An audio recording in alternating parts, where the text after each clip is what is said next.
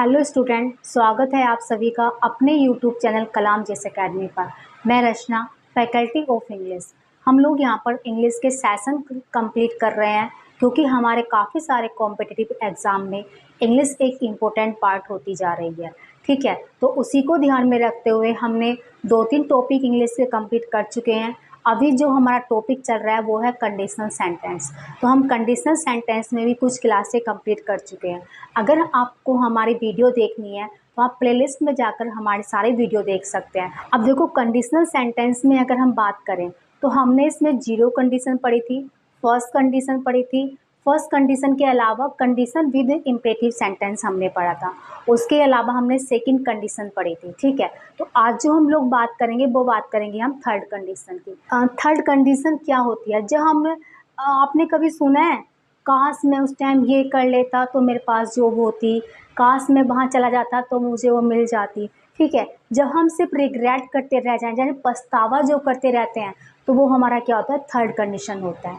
ठीक है, जब हम पछतावा करते हैं यानी कि कोई भी पास्ट की एक ऐसी अनरियल कंडीशन जो अब संभव नहीं है होना, पास्ट की कोई भी ऐसी अनरियल कंडीशन जो अब होना संभव नहीं है, तो उसे हम क्या बोलेंगे? पास्ट की अनरियल कंडीशन बोलते हैं, यानी कि हम थर्ड कंडीशन बोल देते हैं। हम देखो, सेकंड कंडीशन को भी अनरियल कंडीशन बोला था, लेकिन उसमें क्या था? वो संभावनाएं हमारे एक चांस था कि हो सकता है, लेकिन इस वाली कंडीशन में क्या होगा? इसका कोई चांस नहीं होगा कि ये हो पाए। ठीक है, थर्ड कंडीशन क्या होगी? ऐसी कंडीशन जिसके होने के चांस नहीं है लेकिन हम लोगों को सिर्फ उस पर पछतावा रहे, तो वो क्या होगी? हमारी थर्ड कंडीशनल सेंटेंस होंगे। ठीक है, तो इसकी डेफिनेशन समझ लेते हैं। थर्ड कंडीशनल सेंटेंस कि third conditional sentence is a condition which show to us the past unreal event. ठीक है, which cannot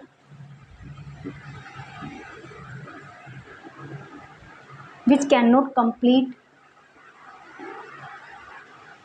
now, यानी कि कोई भी पास्ट की ऐसी अनरियल कंडीशन जो अब कभी कंप्लीट नहीं हो सकती, यानी कि सिर्फ हम एक तरह से क्या करते रह जाए?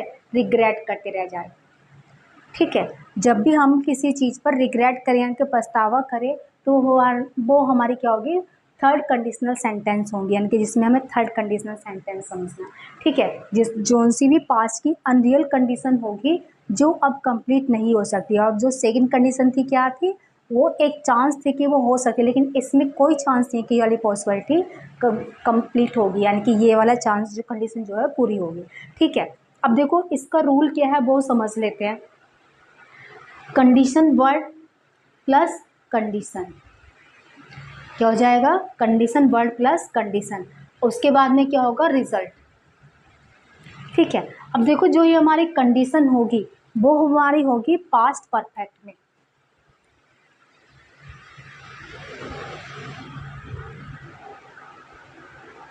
ठीक है, कंडीशन हमारी किस में होगी? पास्ट परफेक्ट में।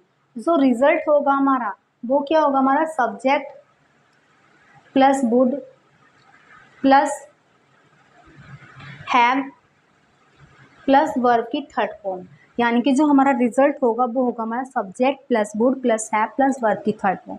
कंडीशन किस में होगी? पास्ट परफेक्ट में, और रिजल्ट होगा subject would plus have plus verb की थर्ड फॉर्म। अब देखो एक चीज़ समझ के चलनी है, पास्ट इंडेफिनिट और पास्ट परफेक्ट में।